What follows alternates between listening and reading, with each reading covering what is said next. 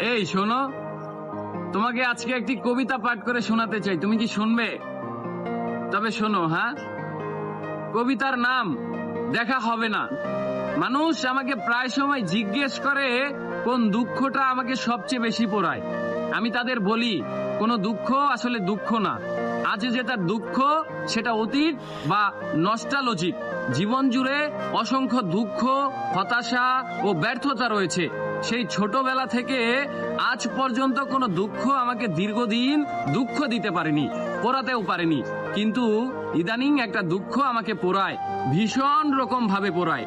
তীব্র একটা কম্পন শরীর জুড়ে বয়ে যায়, গলা ভারী হয়ে ওঠে, নিঃশ্বাস গাঢ় হয়ে যায়, হাঁসফাঁস লাগে, চোখ ক্রমশ ভিজে ওঠে, আমার পুরো পৃথিবী ঝাপসা হয়ে ওঠে যখন ভাবি আমাদের আর দেখা হবে না।